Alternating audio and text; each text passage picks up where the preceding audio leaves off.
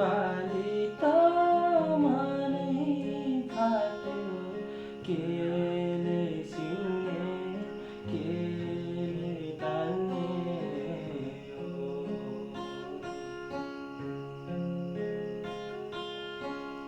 सास फेरे जस्तो लाग्छ तर भन्छन् मरिसकिस् तेरो भाग्य यति नै हो। पूर्वचलन गरिसके सलहको भाग्य मेरो मर्ने बाँच्ने